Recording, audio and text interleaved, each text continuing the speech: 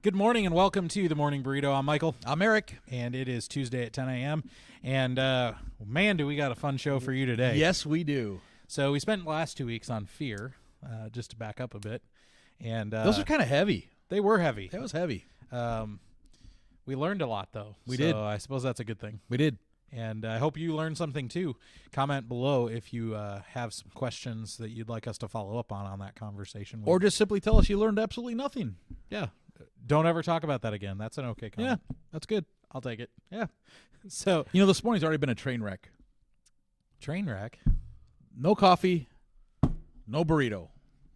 Yeah, and we said last week we were going to have burritos. There you go. Maybe we should have a podcast on integrity. Yeah, right. Maybe we should do that.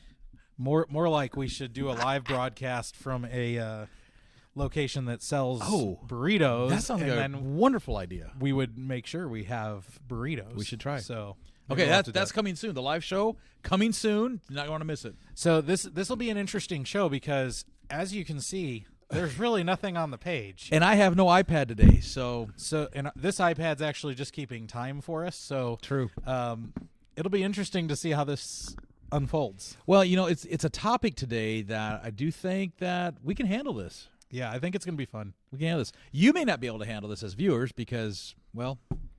Yeah, depending on what age you are, you may not find this as interesting as we will. That's true. All right, so let's get it started. We're going to talk about a word that you're going to maybe cringe when you hear this word because there's so many different definitions, but there's one that generally people think of, and that's the word modesty.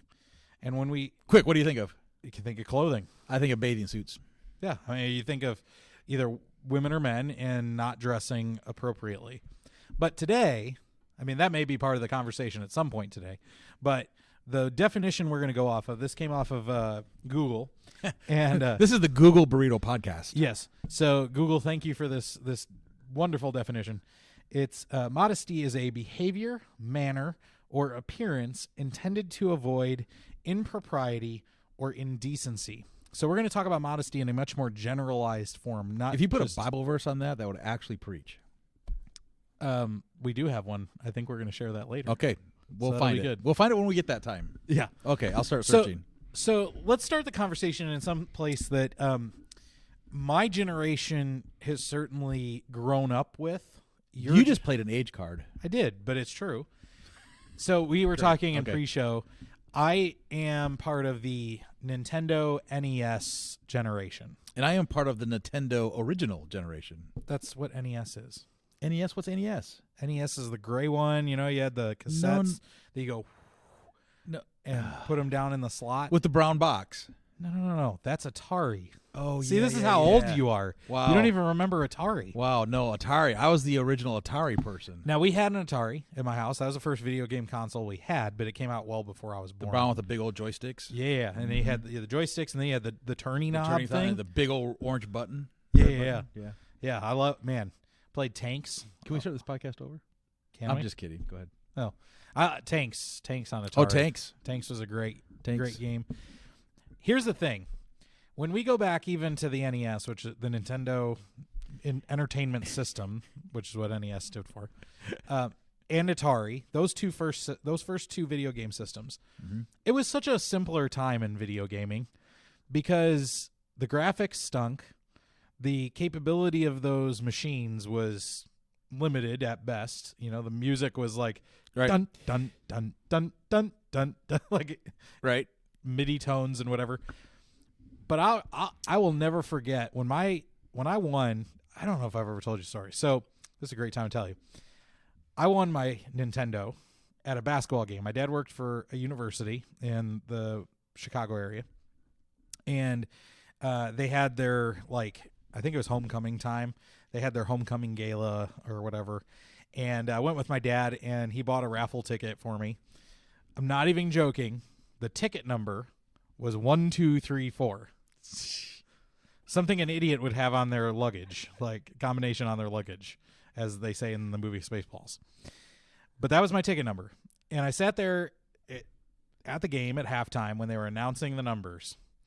And the guy who announced the numbers chuckled as he said it, as he saw the number that he had pulled out of the bucket or whatever. And he starts reading it. 1, I'm like, Dad, I got the first one. 2, I got the second one, Dad. 3, I got the third one, Dad. 4, and I like jumped up and screamed, woo, right? I won. And I run down to the table to get my NES, hugging my Nintendo gaming system, and took it home. It lasted until my brother got a hold of it. My younger brother put a piece of raisin toast in there. Always blame it on the brother. Yep. You know, because it had the slot where you put the little cassette in, and my brother took raisin bread and burned out the CPU on the inside. That's a bummer. But dude, I had Tecmo Bowl, Blades of Steel, Mario. I never had Duck Hunt. Wish I would have had Duck Hunt. Duck Hunt was good. Yeah, it had the gun. You know, never really worked quite right. Nope. You had to get it just perfect. Yep. And then I had Top Gun, and the only part of Top Gun that I liked playing, you got to land on an aircraft carrier. Yeah, I do remember that. But then you had the Super Nintendo came out after that. Sega Genesis came out after that. Then you had GameCube. Actually, before GameCube, you had... No, it was GameCube. Sega Dreamcast. There were a lot of video game systems that came out. Xbox then came out. PlayStation. Game Boys came in there somewhere. Game Boys. Oh, yeah. Tetris. Did you play Tetris? Did play Tetris. Yep. I know. I never had a Game Boy. My kids did. Did you play the Game Boy even though your kids had it? Yeah. Did you play Paperboy? Paperboy? Yeah, is that where you make the... You would throw it? Yeah. I love Paperboy on the Game Boy. Yep. This is probably getting boring for our listeners. Okay, so here's why we're even talking about this today, is because there's so much immodesty in our culture, and it's irritating is what it is. It's irritating because as Christians we get slammed as conservatives, and we get slammed as just the Christian world on it's just what are you thinking? Well, and when you say conservative, you're not necessarily meaning politically. You're just saying conservative, not political at all. How we live our life. Yeah. So today we just want to just kind of throw it out there and say, you know what, times have changed, because back in the day, which my day is longer than what your day is, there have been new evils that have arisen in our world and in our culture. So I was never a youth pastor that bought into the saying from parents like, oh, my kids can just buck it up because school was hard back in the day when I went to school. Well, maybe, but living today is way different than living, 60 years ago. Sure. And 60 years ago was a lot different than Jesus' 60 years time. before that. And right. Yeah, exactly. So that's why we're even throwing out this modesty thing just real quick today, to help us maybe start thinking with each other, but also with you dialoguing back and forth with family and friends and maybe even coworkers on really what is modesty? What's the bar for modesty? And we're not even talking swimsuits. Like, really, that's not even on the agenda today, but we might get there. So anyway, take us away. Well, and when so let's specifically, just because we've been talking about video games, let's talk about video games. So you had games like Tanks with Atari, where you blow things up, right? Yep. And then the Pong. And Pong, right? Pong. Yeah, that was good. The ball that would just. Mm-hmm. Yep. Space Invaders on Atari was in Centipede. Oh, telling you, I prefer Pac-Man. Prefer the actual arcade versions of those, though. I never went to the arcade. What? I didn't. As a kid, I was poor. We didn't have any money to go to an arcade, but we bought an Atari. I don't know how that worked, but my dad always made fun of me. We went to this place called Maury's Table. It was a pizza joint in where I grew up, and they had arcade games. And anytime we go, my parents still make fun of me to this day because I would go like this, and they knew when I did this, it was I want quarters. I need some more coinage. Give me more coins. No, so we look at those video games, and video games are just a great encapsulation of how our culture has gotten more immodest as time has gone on. For conservatives, politically speaking, it was not that long ago, like go back to the time of Columbine shooting, that video games were the persona non grata for conservative people, right? Mm-hmm. Everybody went to the attack on video games and said that video games are what caused the Columbine shooting, and more generally have caused a more violent culture and this, that, and the other. And Grand Theft Auto was, responsible for a lot of gun violence and gang violence and the way we dress. And Sure. Yeah. And I mean, that's probably still an argument that's had by many today. But I mean, you bring it up. When we look at video games from the 80s, 70s, and 80s, again, going back to the Atari. Go to the 70s. And the 1977, the Atari.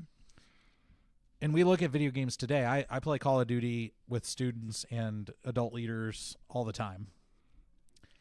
There is a distinct difference between how Call of Duty, as a franchise that's been around for quite some time now, operates as compared to the way that video games operated back in the 70s and 80s. Right.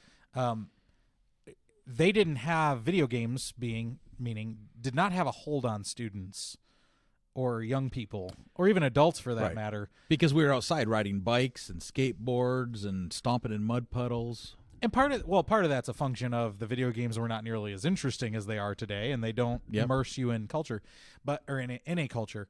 But there are video games that are specifically meant for you to play almost constantly. Like there's parts of it that you do all the time.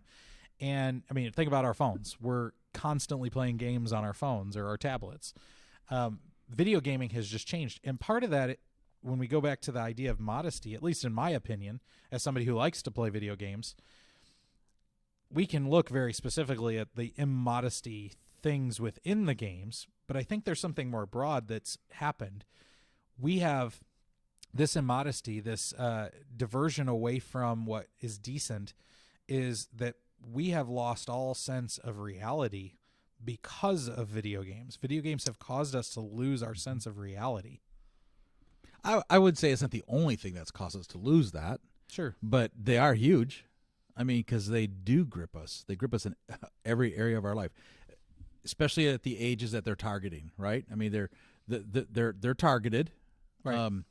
I would say my age, we've been able to play the Atari successfully and not become gaming addicted. Correct. Okay. I would say your generation, right? You get into different eras and different stages of video gaming. You're a little more entrenched in it. But today's students, the ones I work with, but more so the ones that you work with, it's life.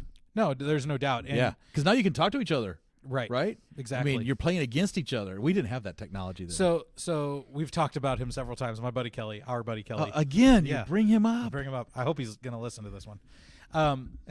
But no, I mean, when we play, I don't know, an hour-ish together, and then we're done. Like, it's not something I have to do when I get home. So your bro date lasts an hour-ish. Sure. Okay. But there are students who, as soon as they get home from school, they're on their video game system until 2-3 o'clock in the morning when they try to go to bed for 3 or 4 hours before they have to get up and do the whole process all over again. But here's the thing. We go back to that definition, and it talks about behavior, a manner, or an appearance intended to avoid impropriety or indecency.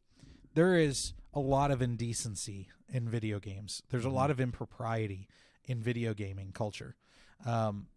You think of even going back to Sims, the old Sims game, right? Computer-based video game.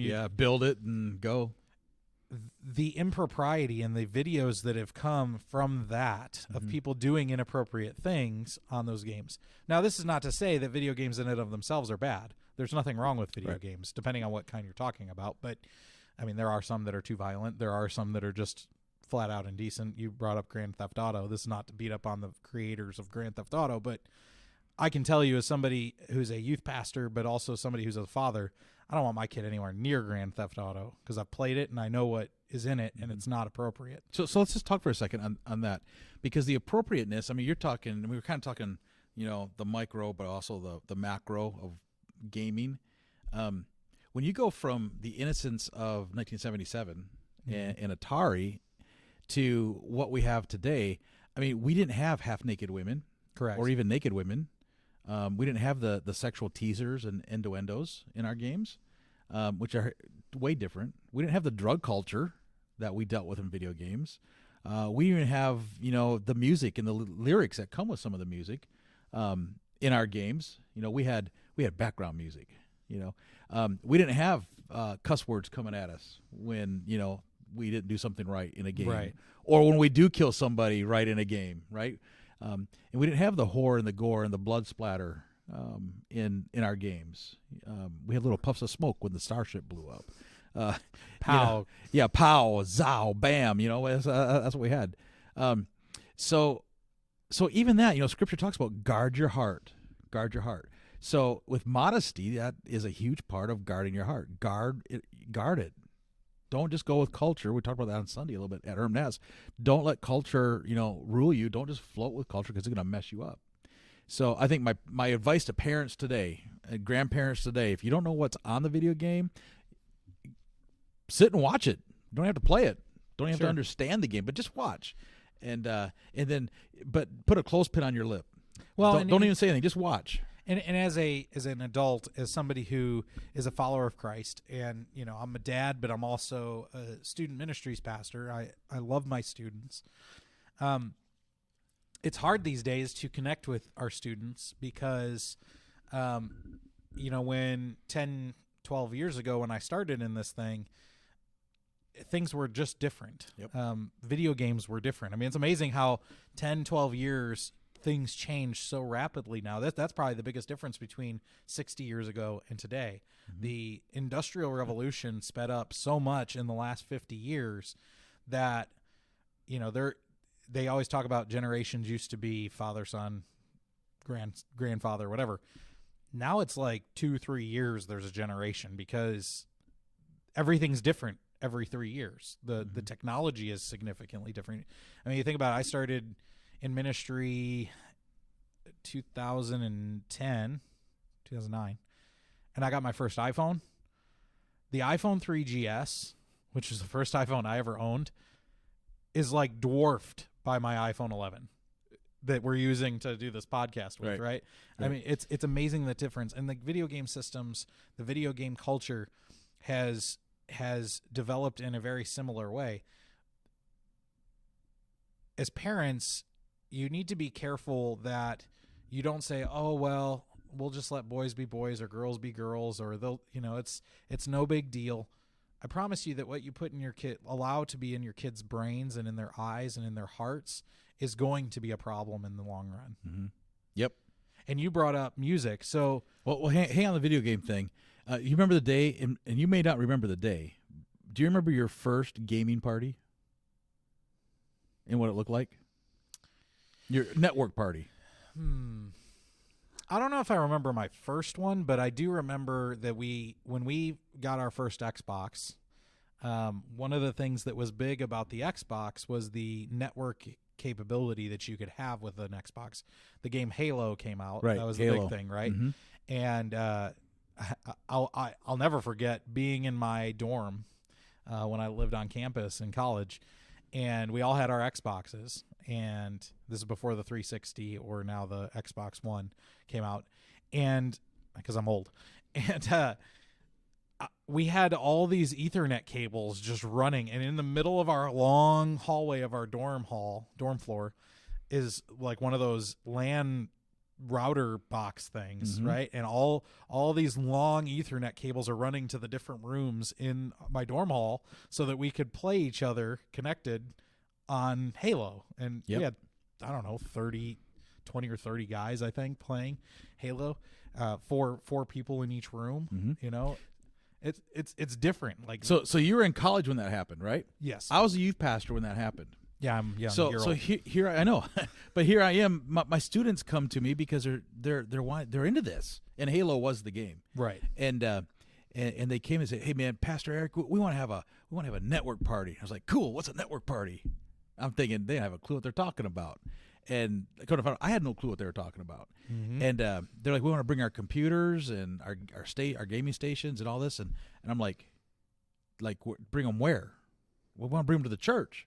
It's like, you're not playing video games in the church. And it's like, okay, well, if I don't do that, they're gonna go somewhere else and play. Right. So to go back to where we try to relate to our students, my first network party was in our church in one big room, and we had, I know, miles and miles of cable, Yep. like you said, strung throughout our church. And I'm sitting back, and there's like this big circle of computers and gaming stations all around our room. I'm not kidding, like 20 tables. Yep. And everybody is like on their computers, not even talking to each other. Nope. But yet it was the most social thing we had ever done as a youth group at that time, they said. I'll never forget too. My dad's big thing when I was growing up.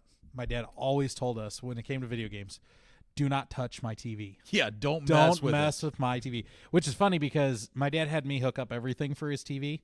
Like he'd buy something, a new Blu-ray player or whatever, and hey, Michael, go hook that up. Yeah. So if there's anybody in the house that knew his TV better than he did, that was me. It was you. But when they would go away, of course, my younger brother and I, mom and dad are gone, so it's time to have people over to play Xbox. And so our friends, we had a TV in Garrett's room, and then I had a TV, and then we had a TV in our living room, and we had a TV in our family room. So we had all these different TVs. So we got we went to GameStop and got our LAN party box, right? And anytime my parents were gone, we had like you walk in the front door and there's the steps that would go up. So it's a big open, landing to the top where the bedrooms are. And so you would have this LAN box like hanging right in the foyer over the top of the railing. Yeah. And you'd have the cables going up. Yeah, it was a into the central rooms. Station. It was hilarious. You had just cables like spidered everywhere across our house. But yeah, but that was in some ways, well, in a lot of ways, because that's the same time as AOL Instant Messenger was coming out. Yep. MySpace and Zanga pages. I don't know if you remember the Zanga pages. And we did all this on dial-up. Yeah. Yep. Which is amazing because you figure like today people get so frustrated if they glitch in any way, shape, or form during a video game. You have no idea. You have no idea what it was like to play back in those days. But the immodesty, but it really bigger than that, the changing of how we communicate with one another began right at that time. Because that was the beginning of the digital internet age where communication just changed. I mean, to be able to have parents come to the church with carfuls of electronic equipment so their kids could come to the church youth group and have the most thrilling social event of the year playing video where they games. don't even talk to each other. Yep. Was eye-opening as a youth pastor. And I remember as youth pastors, we sat around at a district meeting going like, how do we do this? What happened? I mean, this is all they want to do anymore.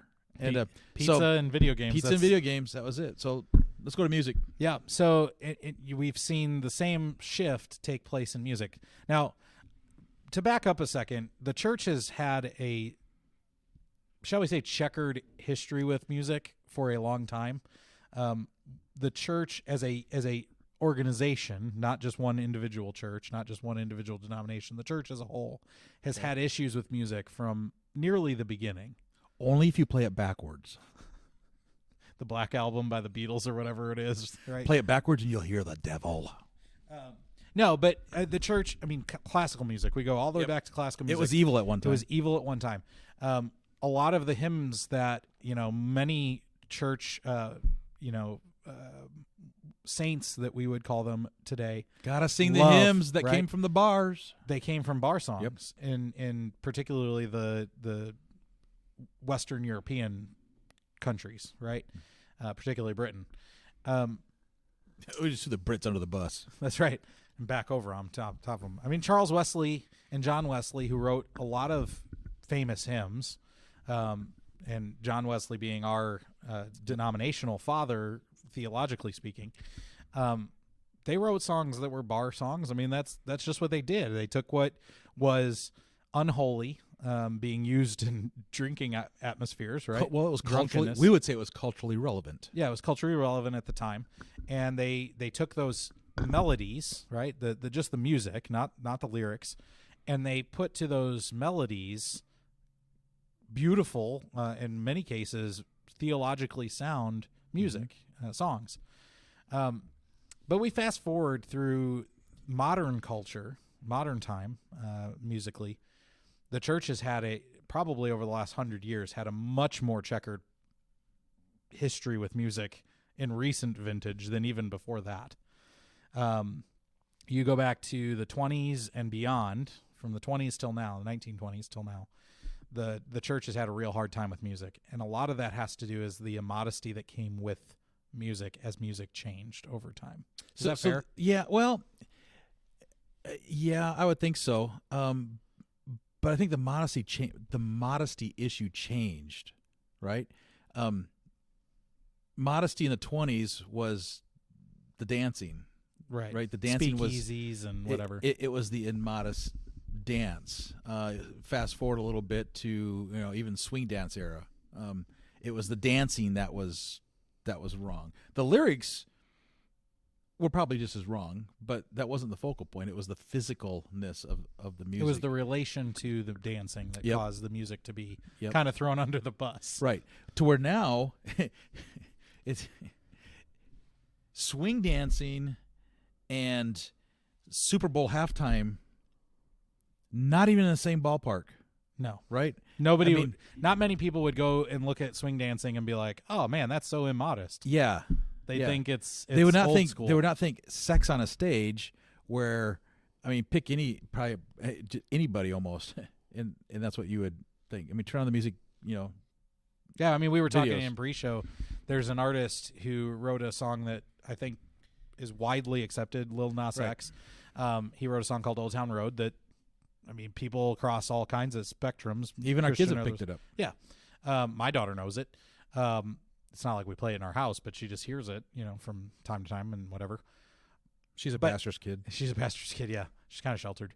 No, but Lil Nas X, in not long vintage from now, in the last several months, I don't know if it's 2 months, 3 months, 6 months, whatever, but in the last few months, the same guy who wrote Old Town Road released a song and a music video. Before you get there, explain what the Old Town Road is for those that don't know that are watching. Like the innocence of it. It's a rap artist who's doing a country song, basically. If you know who Kids Bop is, they do all of like the kids albums. They take these pop songs and make them kid friendly, sung by kids and stuff. So Old Town Road is one of those songs that's been taken by Kids Bop. Okay. It's a kid friendly song. Very harmless, very innocent song. But the guy who wrote that song has now released this video and this song recently that he is legitimately performing virtual sex acts with the devil. The beginning of the video that I saw, he's falling down to hell. And this is the fall, literally, of an artist. I'm not here to criticize Nas X, but it's a literal fall from grace, from Old Town Road to this piece of work that some might call it art. I would call it garbage. Just the way because kids are seeing that now and making light of the fact that Satan is evil. Like that's not something you make light of. Right. And he has since come out homosexual, so homosexuality was a part of it as well. But that's not the thrust of this. It's just we've seen a change in how music. We always knew from the very beginning of time. It's in all throughout Scripture. Music has a profound effect on people. Music has an ability, kind of like the video games that we were talking about before, to connect with people on a level that other mediums don't. Music just connects to people. Not everybody, but a large amount of people connect to music. And it can be used for good, and music can be used for pure evil.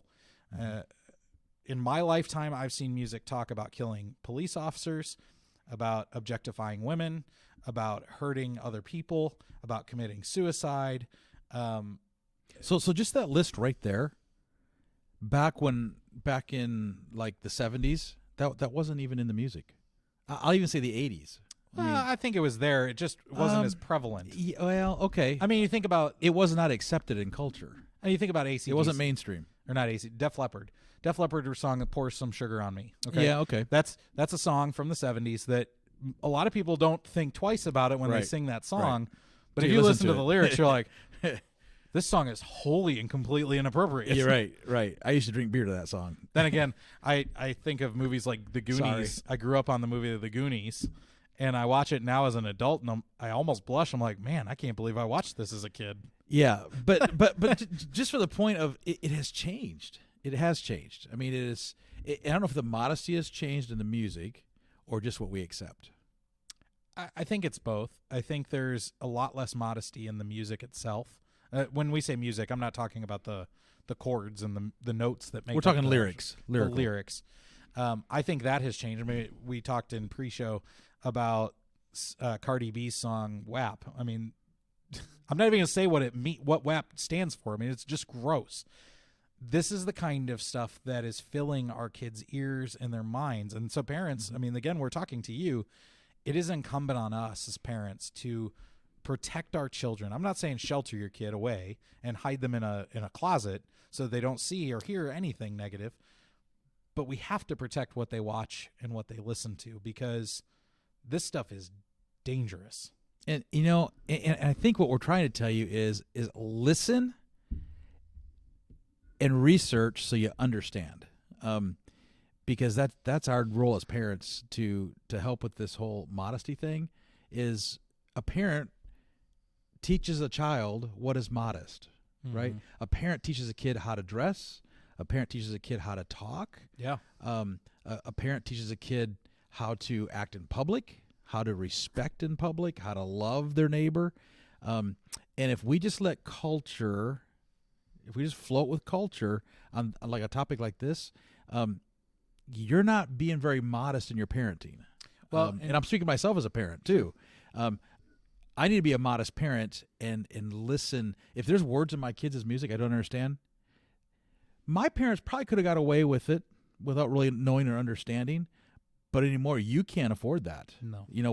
With your kids, with your girls, you can't afford to just let the music just kind of, hey, just come into our house and entertain my children. No, you cannot do that. Well, I mean, even with YouTube, my daughter likes to listen to music on YouTube and Pandora, but I got to be very careful when she's listening to Pandora or YouTube, because things sneak in there that don't belong, and you just don't know until it's too late sometimes. And it's exhausting as parents to try to keep up with the youth culture. I mean, it's exhausting as a youth pastor to keep up with the youth culture, right? There's no doubt about it. But especially as parents, and that's where our hearts come out to you, is it's exhausting to stay up with the latest of the late. But if you're going to be modest in your parenting for eternity, you got to be exhausted in this. Now, I'd be remiss not to share this quick story, because I think it's so emblematic of what you just said. I was sitting at a basketball game with a student who was there to watch their significant other play basketball, and I'm sitting there, and it's in between games or whatever, and a student from the school that the kid was playing, the student comes walking in, a group of students rather, and one of the girls in this group was dressed unlike the rest. I'll just put it that way. As a dad, it made me cringe, and it was really kind of uncomfortable to see a kid walk in with the outfit that she was wearing in public.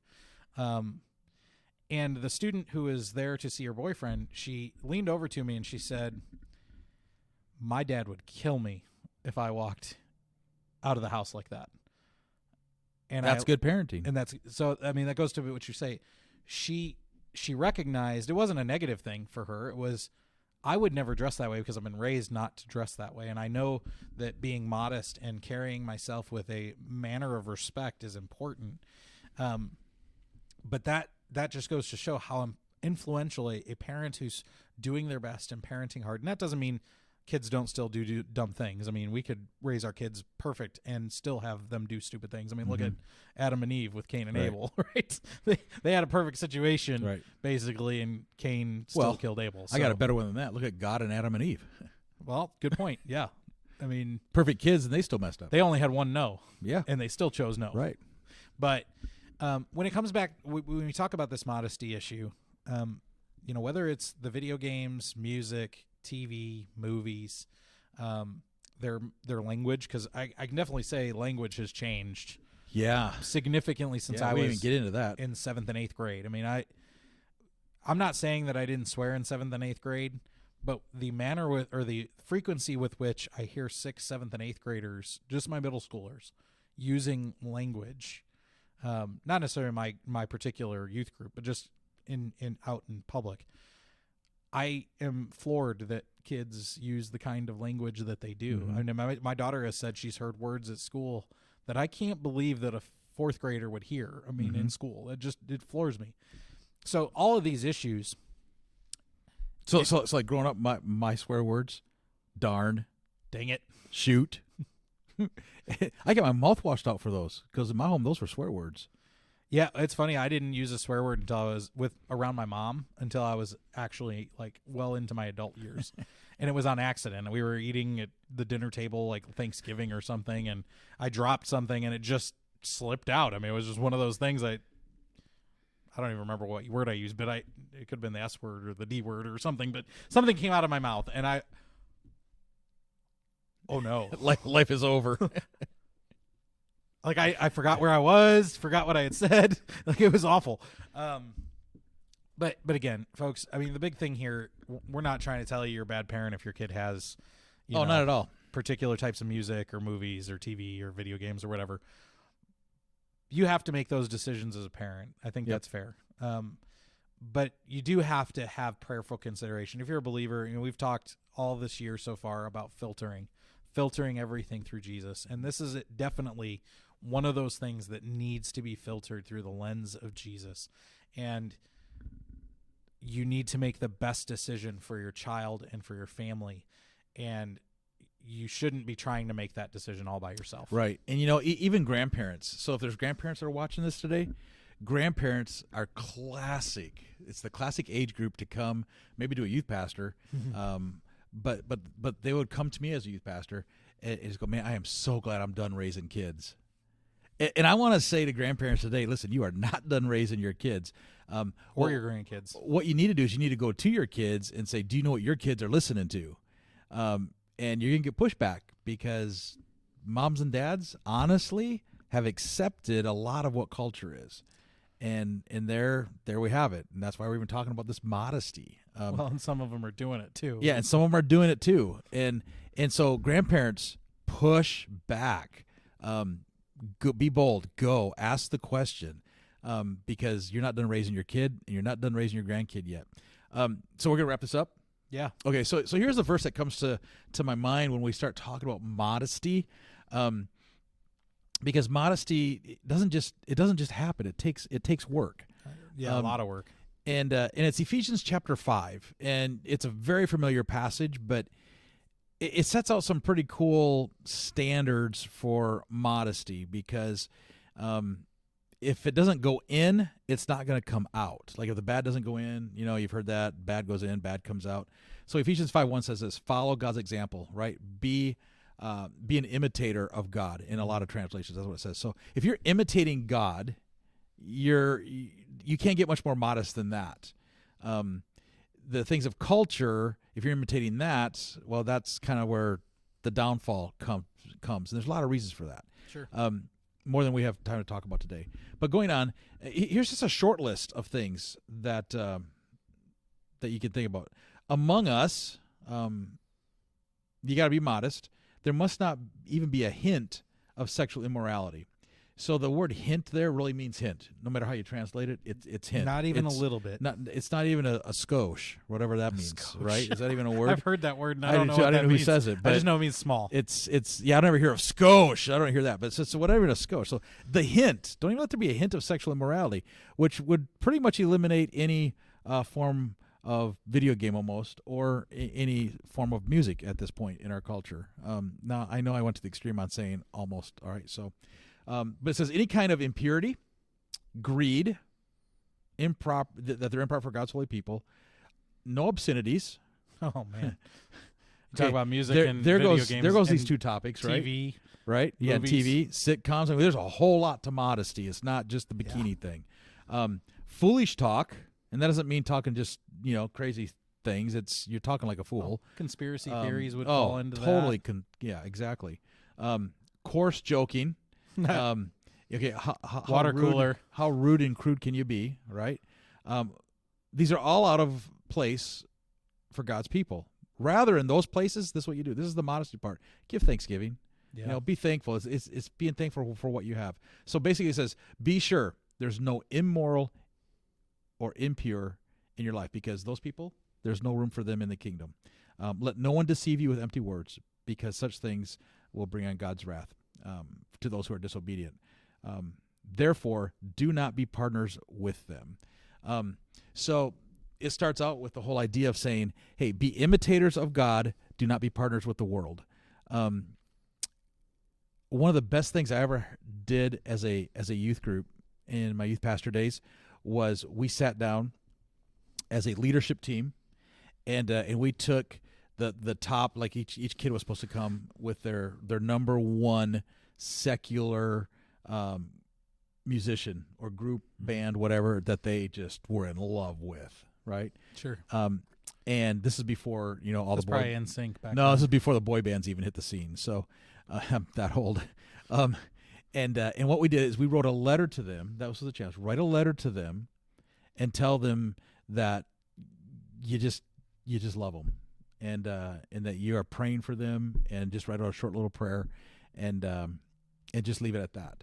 And what came out of that was so cool, because it changed what they listened to.